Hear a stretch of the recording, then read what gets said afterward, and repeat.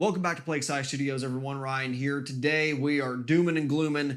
We are thrashing and trashing, and surprisingly making some pretty nice, clean tones along the way with the little lunchbox that could, the Orange Dark Terror.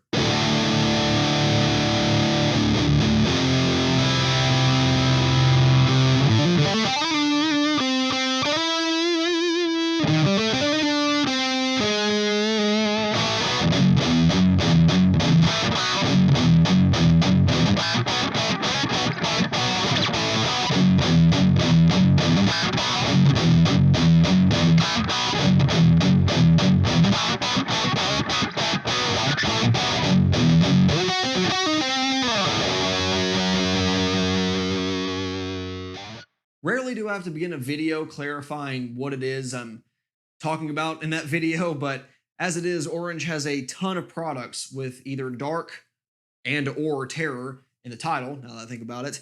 So I feel like this is kind of necessary. What we're covering today is the 15 watt or 7 watt all tube amplifier head. We're not talking about the micro series, that kind of pocket sized quote unquote hybrid amplifier line they have. You know, there's a lot of competitors out there in that size that uses a single preamp tube and a lot of solid state componentry to get it to actually keep up better with a lot of full size amp heads than you might think, but it doesn't have the gain range. It just doesn't sound the same. We're not talking about that. Likewise, I'm not talking about the Tiny Terror, which more or less looks like this amplifier in a different paint job. They sound similar, but they are different. You can definitely hear the evolution from, you know, kind of that, I would say, baseline vintage Orange sound to the Tiny Terror to this.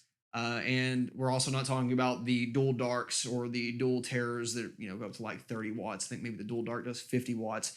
None of that. This amplifier and that alone, because that's the one I have. But with that said, you'll probably be able to ascertain a lot of qualities of those amplifiers based on the sounds you're hearing here. But there are definitely some differences, and with that may help you determine which of the line would best fit you if you like what you're hearing. So before we get the ball rolling, I think it's best that I lay out my, shall we say, test plan for this video, tell you all the things we're going to cover in depth, maybe some of the stuff that I won't, because ultimately I'm going over the stuff that I think is most important and how people would actually use this amplifier in this review. And this is going to be kind of a real critical review. Not to say that I haven't looked, you know, critically at the other amplifier heads that I've looked at over the past year or so, but I put those in the Gear Curiosities. Whole funny story with that. Some people have suggested that I use the title Geariosities instead. Brilliant suggestion. We're too far in at this point. I'm sorry I didn't think of it. My pun skills were not up to par on that one, so I wish you would have kept your mouth shut on that one. But back to the point at hand. You know, when I bought my Mesa Mark IV or the Cherry Tone Gargoyle or the, you know, the single rectifier, I intended to keep those. You know, I knew that was the sound I was after, and it's just kind of like, okay, here's what's cool about these amplifiers. Here's how you can use them, and if you're into this sound, maybe consider getting one. With this amplifier is kind of on the chopping block in the same way that I reviewed the Randall Thrasher. Not to say that it's not a great amplifier, but I want to go over some of the things that I think need to be brought up that may not always be brought up. Objective number one, then, one of the reasons I chose to evaluate the Dark Terror in particular is to kind of use this as a jumping off point to talk about Lunchbox amps in general and some of the preconceptions people have about them, share some of the misconceptions about them, and to show that, yes, there are limitations when you only have a single channel and, well, 3 controls, arguably 4.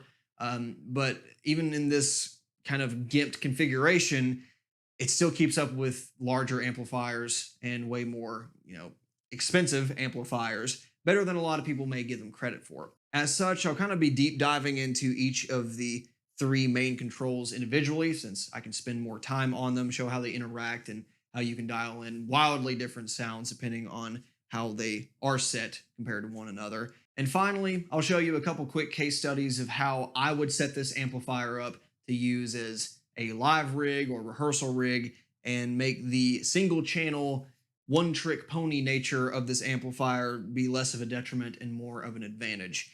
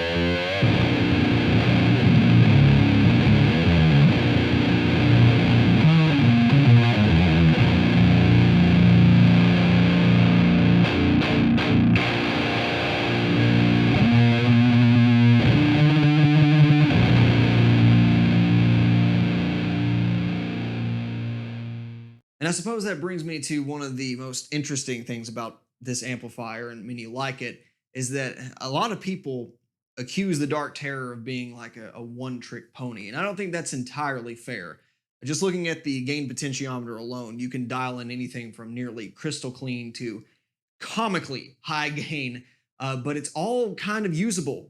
Not to say that every guitar is going to play nicely with that, but there's a player out there that's going to like pretty much every setting without a pedal, and you add pedals to the mix, and you know you get some really nice results. I think it's more accurate to say this is a one trick at a time pony because yes, it has a huge tonal range, but it's a single channel amplifier, which you know up until the 80s, that was all there was single channel amplifiers. So it's not the biggest deal in the world to me. And there's certainly ways around that. For a studio tool, which I think is one major case to be made about this class of amplifier, it's really no big deal at all. Just, you know, write down your settings and you're probably fine.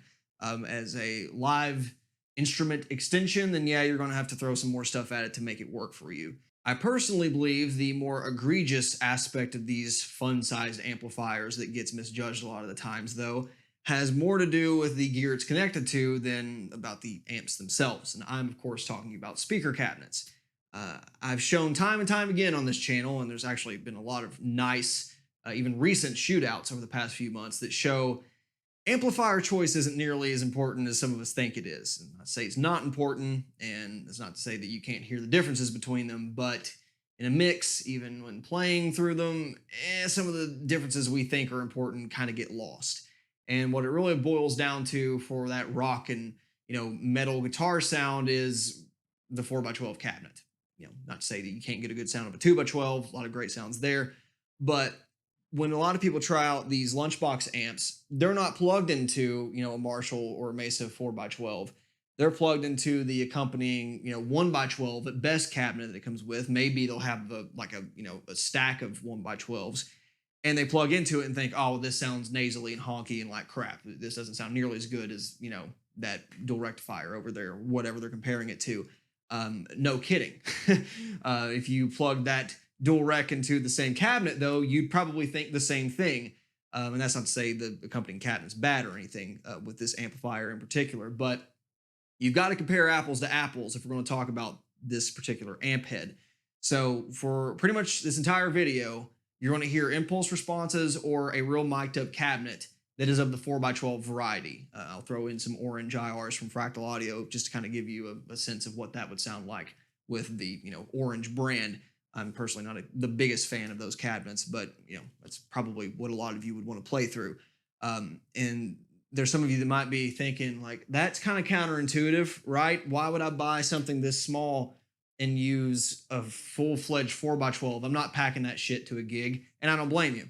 But you still have plenty of options to achieve a half-stack guitar sound out of something that is small enough to haul around in its own purse-sized carrying bag. First of which is just bring a smaller cabinet. If you got a particularly good sounding 1x12 or even 212 that maybe doesn't weigh as much as a small child, it's probably going to sound fine, right? If a 50 or 100 watt amplifier head sounds good through it, this is probably going to sound good through it as well. Likewise, you got a shitty sounding cabinet, this isn't going to fix it more than likely. For me, my Mesa Teal cabinet sounds absolutely incredible, but everything sounds great through it as a 1x12 with a C90 Black Shadow speaker. This hodgepodge Jet City cab I have with a greenback and a T75 in it, this thing sounds crushing, and as you would expect through 412s, it also sounds great. If you do want the 4x12 sound on the go, then perhaps the venue you're playing at will be nice enough to have a 4x12 on the back line, or the band in front or behind you would be willing to lend you theirs for the show. I wouldn't particularly count on that, but again, there's a possibility that you wouldn't need to bring your own anyway. What I see as the perfect use case for these small wattage amplifiers are load boxes and impulse responses, and that goes for the studio as well. Yes, if you do want to mic this thing up in the studio, it is more feasible considering its lower output volume. But even then, being able to craft the perfect mix of impulse responses after the fact and do so silently is just an absolute killer feature for any tube amplifier. And with a lot of, smaller venues and these kind of noise level restrictions anyway, I think the lack of stage volume is becoming less and less of a problem as stuff is set up for it. And there's so many great products for guitar now that allow you to play direct, even with real tube amplifiers. So that's kind of how I would use this if I were going to go that route, maybe have an external load box or something similar. The frustrating thing you're bound to run into with this amplifier is the load box and IR loader, or even just the standalone cabinet, might just cost more than the amp itself.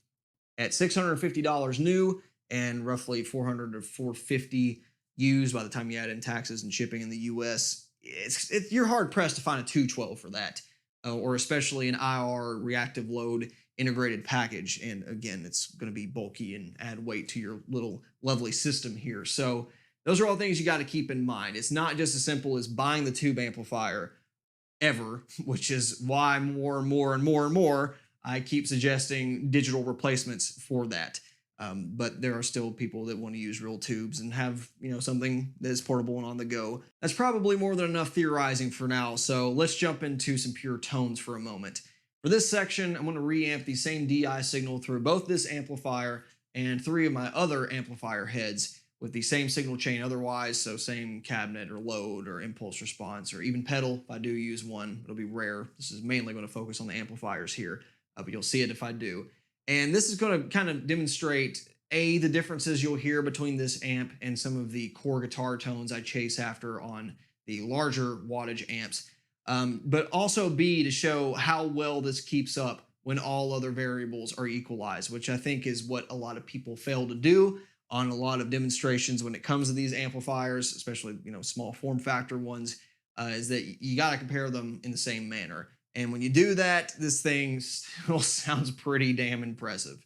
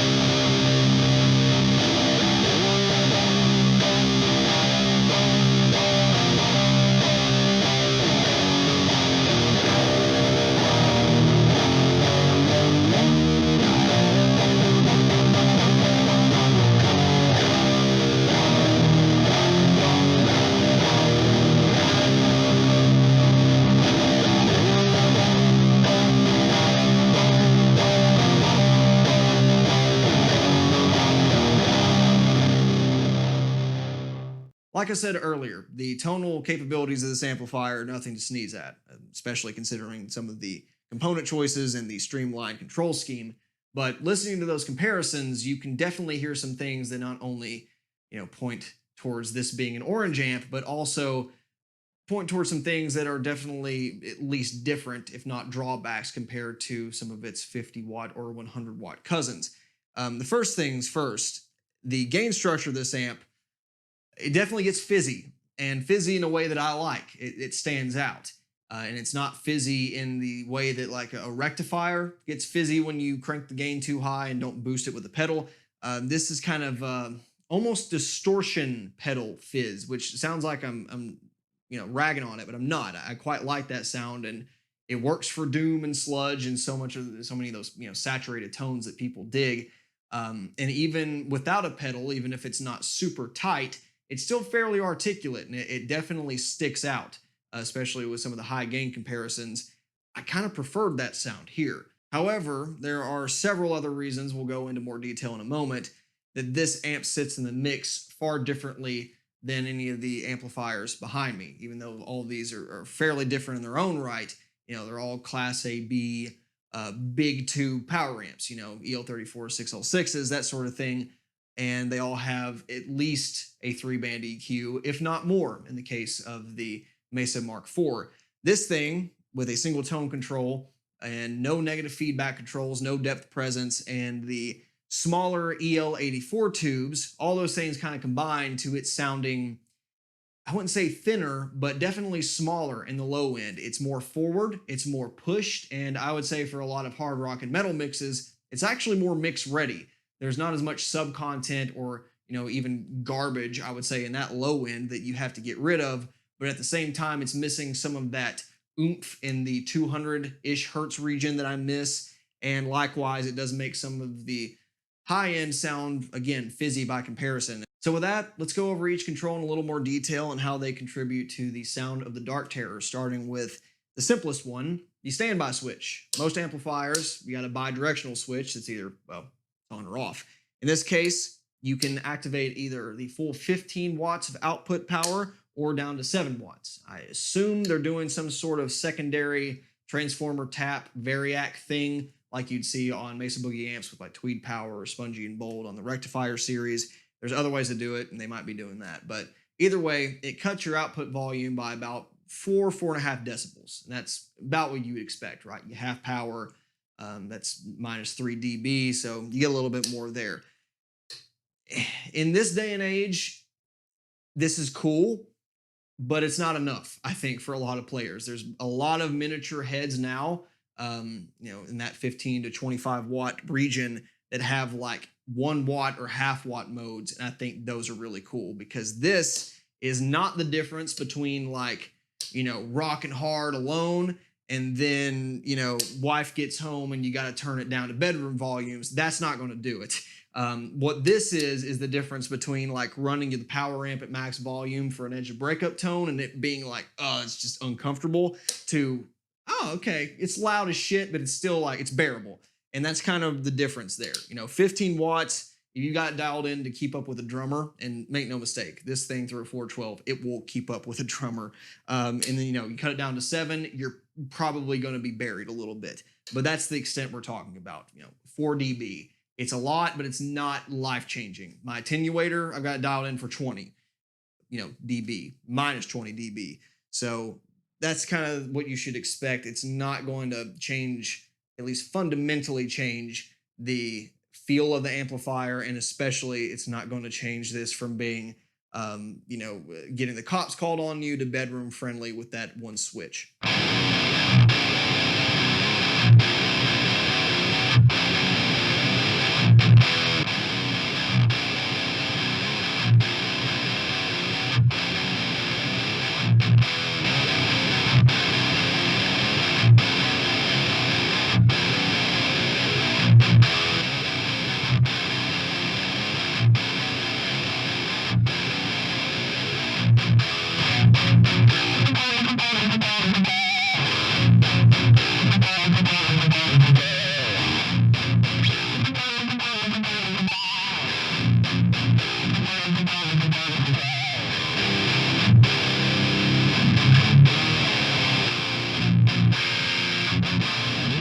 Continuing down the line with Orange's strange affection with vague symbols for their controls.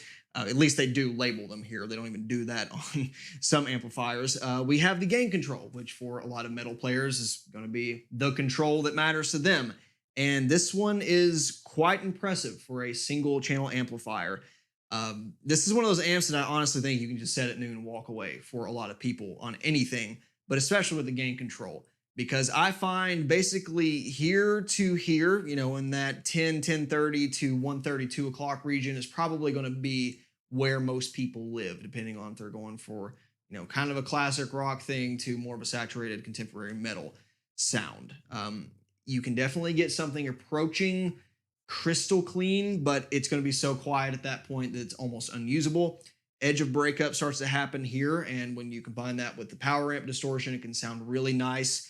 I don't find anywhere between about say 730 and 930 10 to be very useful. It's on an edge of crunch. It's past breakup, but it's not like like plexi levels of distortion. And with the gain structure of this amplifier, I just don't like the sound of it, quite frankly. Around here, like I said, sounds awesome. You start pushing to 2:30, 3 o'clock, it's high gain enough that you really don't need a pedal. And I'd say with active or high output pickups, well before then, you're good. It would just keep dialing it back if you do want to push this thing, and especially, tighten up the low or high end with the pedal. And then, like I said, you crank this thing to max, and it's kind of fuzzy and fizzy and spitty, and it's a lot of fun. It's comical how much gain is on tap, quite frankly, especially if you want to stack some distortion pedals and get your get your electric wizard or your sleep going. And this ain't a bad candidate to do that with. But again, like I said, for most, I think, metal players that are going after the character tones of this amplifier, I would go so far to say they generally live in around this territory.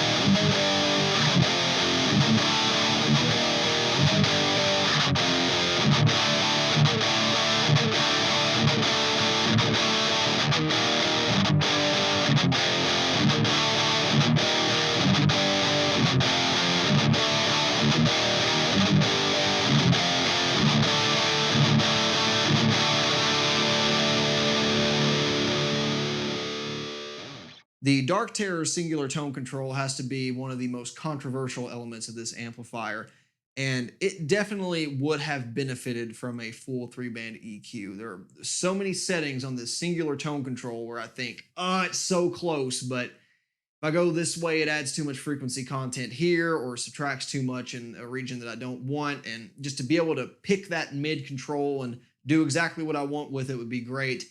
There's so many times where I play regular amps, though, and think, I wish this had a high mid and a low mid or a graphic EQ. And there's certainly things that you can solve by putting an EQ in the loop, as you'll see in one of the use cases going forward. But what I really want from this more than a tone control is actually power section controls. A depth and especially a presence control would really help, I think, kind of tame some of those nasty high-end frequencies and add some of that missing resonance that we hear in some of the larger amplifiers. With that said, it's quite impressive what they've been able to pull off with this singular tone control. This is not your simple band pass filter that you'd hear on a tube screamer. This is kind of like basically at zero. It sounds like there's no tone stack at all. Kind of sounds like it's been bypassed completely. Gives this almost like Fender brown face thing going on, which I really like. As you turn it up here, it starts to add more bass content and then slowly brings in higher treble. Around the noon region, I think it starts to sound really flat and just well suited for about any genre. I think a lot of people prefer in the 2 o'clock to 3 o'clock region. That's certainly in its, I would say, its character tone region where it's suited for hard rock and heavy metal. And then once you turn it all the way to 10, you're at scooped out and Justice for All EQ profile territory, which can sound cool, depending on your cabinet choice. And especially if you got this thing cranked up on the gain, then yeah, you're in for Fizz City. But it is surprisingly usable around this region. I kind of skipped over this area because I kind of think it sounds like shit, especially after about 9 o'clock. It starts to add too much bass and it buries the treble in a way that, what I kind of wanted it to do was do a plexi style thing where it goes from like cranked mids and cranked treble through a non-master volume kind of amp sound, and then you add in some of the bass for the brown sound, and then it gets more contemporary, but it kind of skips over some of those eras of tones I'm looking for. But again, for a singular tone control, it's pretty damn impressive. I guess what they're doing is tying this to multiple controls on a tone stack. I'm not exactly sure what they're doing. On the one hand, this does lend just one more way that the Dark Terror stands out in a sea of amplifiers. But in another, you can't help but compare it to some of the things that you can achieve on those amps and that you simply can't here.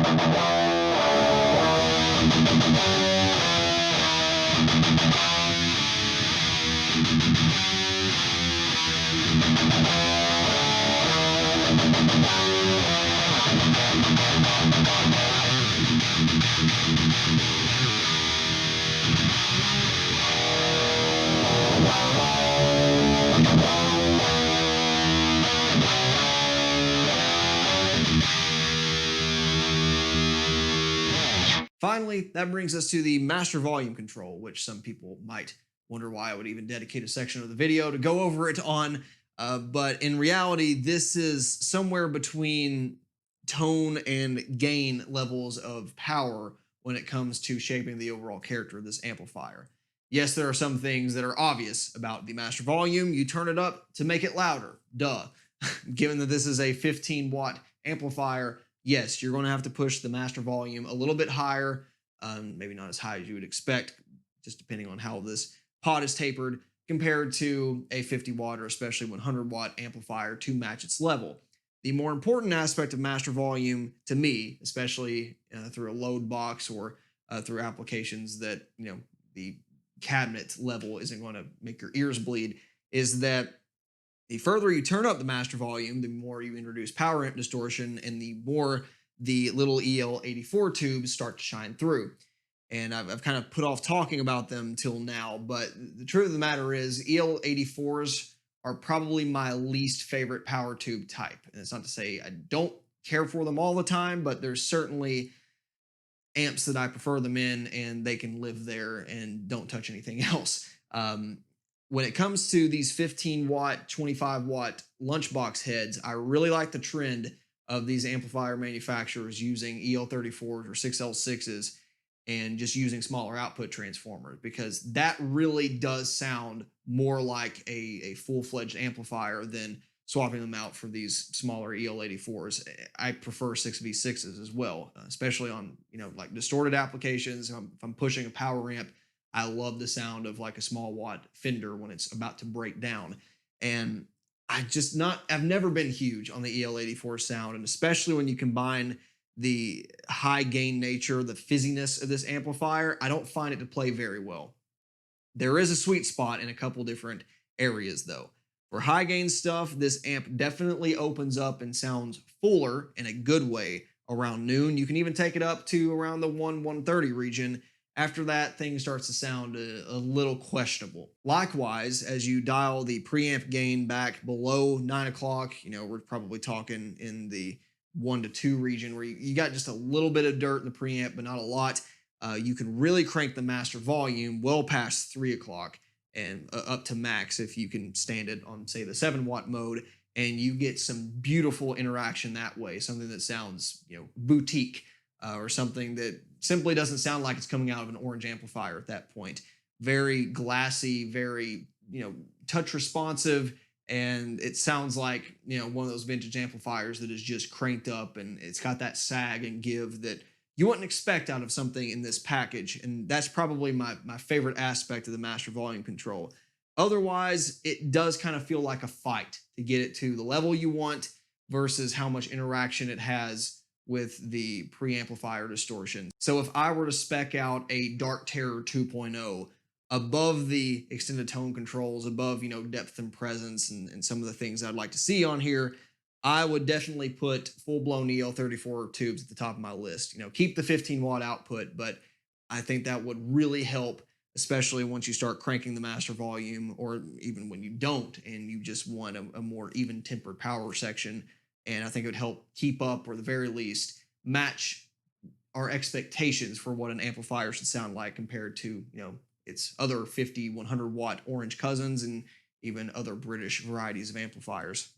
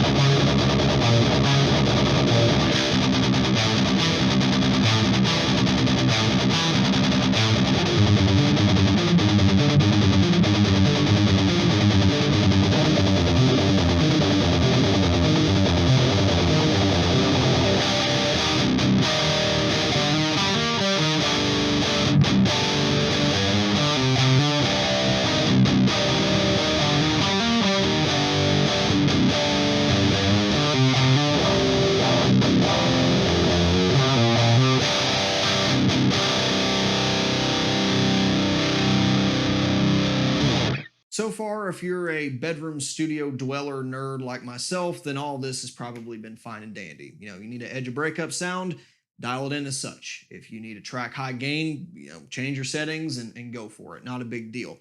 But for a lot of players, that's not going to cut it. You're going to need more sounds at your fingertips, and there's only a couple different ways of going about that, and I'll kind of cover both extremes. For some of you, maybe you're just a plug straight into the amp kind of guy and you roll off your volume and tone and that does everything you need to. If you're that kind of player, this probably isn't the amplifier you're looking for, would be my guess. Not to say it can't do some of those sounds that, you know, I think fit that play style, but I would look at some of the other Orange amplifiers before I looked at this one. Dark Terror just doesn't scream, you know, a Strat or Les Paul volume roll off kind of player. But with that said, there are a couple different ways I would go about making this, shall we say, gig ready, or even if you just want all of your tones accessible really quickly. One is the more value conscious and I think smarter way of doing it, but it does involve digital. Actually, both of these things could involve digital effects, depending on how you want to do it. And the second way is more expensive, more of a pain in the ass, and it's quite frankly more fun to me. But, you know, kind of both ends of the spectrum here. We'll start with the pedal platform concept. This is a setup that's becoming increasingly popular where most people would use a clean platform amp, either like a clean power section or a really transparent amplifier head, and build their gain stages as they need it. I would personally use this as like a middle of the road mid-gain sound right off the bat. And, you know, kind of in an area where if you roll off your volume, you can get some cleans, but if you pick hard, you're in pretty overdriven territory. And I would use that as like again, a middle ground to go down to more cleans through like a compressor or a clean boost by rolling off the volume. And then I would boost it with an overdrive or another clean boost to get my rhythm sounds. And then you could do all sorts of stuff for your leads. You know, personally, I would be the kind of person that on a single channel amp like this, probably use EQ in the loop, which this does have, and you know, delay, reverb, chorus, all that good stuff there as well. Now, the thing to keep in mind about this amplifier is that it's easy, if not near impossible, to not spend as much as this amplifier costs on the pedals to do that with, especially by the time you add a loop switcher. Otherwise, you're going to be playing the pedal dance all day, and that's not for me. So there's kind of that tipping point of like, is it worth it to go this route, or should I just get a more capable amplifier right off the bat? So if your rig is simplified enough where this makes sense, then you could probably save money in the long run and get the sound you're going after. But if it's any more complicated than that, you know, I just don't think it makes sense packing around a board that's this big and weighs more than the amplifier head and probably costs twice as much. That's up to you though.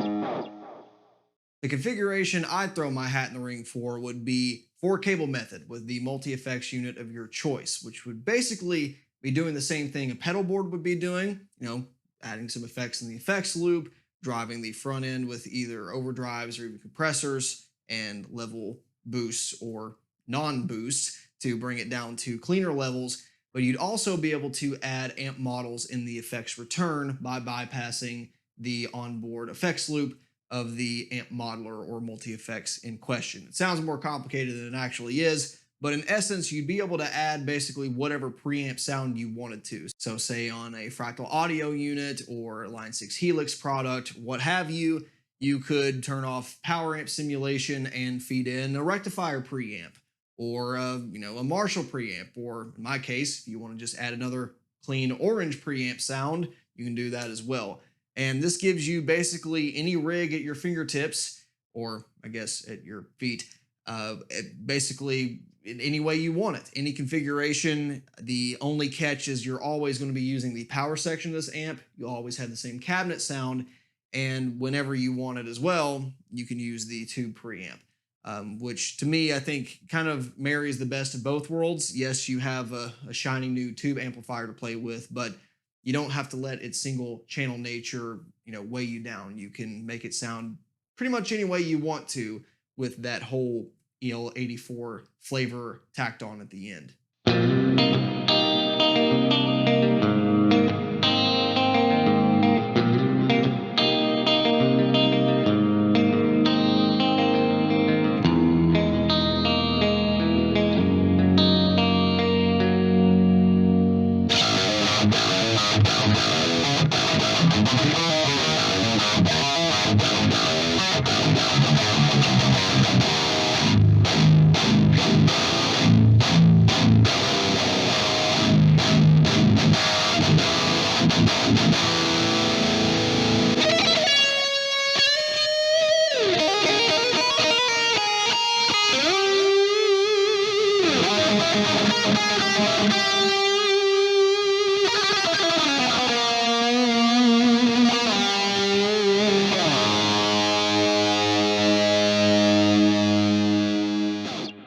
In conclusion, then, the Orange Dart Terror is a hell of a lot of amplifier for the cost and package, and I'm guessing a lot of amplifiers in this class share that same attribute. The sobering point for me with this amp is that by the time you add in all the peripherals, all that cost, all the extra weight and complexity, it kind of destroys the value proposition of this amp. Yes, it is so nice and tidy and cute in its package here, but again, are you really saving that much by the time you need a 2x12 and a pedal board, or at least a multi-effects unit? And at some point, especially if you're going the direct route, or you're just playing in a studio, especially a home studio, for $300-400, you're better off getting some high quality plugins, and you're going to have more tones at your disposal anyway. And that's assuming that with this amp, you have all the stuff to make it work. In terms of load boxes or cabinets and microphones and that kind of good stuff. So for me, it's hard in that regard to recommend it for those of us that are just going to be playing at home, even though 7 to 15 watts sounds like a perfect bedroom amplifier. But if you're playing venues and you still want the tube amplifier feel, and you don't want to pack around something that weighs 60-80 pounds, this may be a very, very good fit for that.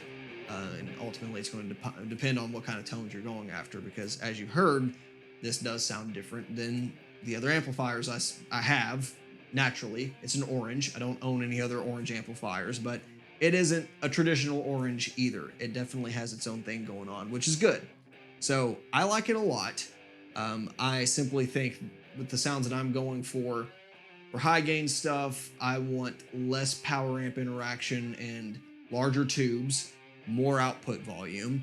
And for stuff in the 15 to 20 watt class, I'm looking at boutique stuff, not necessarily $3,000 to $10,000 amplifiers, but that class of sound, that very chimey, clean to mild breakup kind of stuff. That's what I think of when I want a 15 to 25, even 30 watt amplifier. So there's a good chance something like that will replace this down the road, but I'm glad I got to try it out. It's very cool, and I've had a hell of a lot of fun with it. Like I said, this has been a great, just like no nonsense, sit back and relax, play through in my living room kind of amplifier. At the very least, in the not so unlikely scenario that I part ways with this thing, I definitely have orange amps on my radar. The dual dark is certainly interesting, but I honestly think I've got a bit of an itch for a classic orange Mad Amp style amplifier, or like a new green Mad Amp. Those are definitely in my top 10 most wanted amplifiers. I don't play that style of music enough I think to really warrant one, but something about that preamp bass filter and the Baxendale tone stack and just that sound, this has kind of got my ear tuned for it. So we'll see what happens. But overall, I very much enjoyed my time with the Orange Dark Terror, and I hope someone out there does as well based on the criteria of this video. So thank you very much for watching. As always, greatly appreciate it. Please leave your questions and comments down below, and we will see you next time. Bye.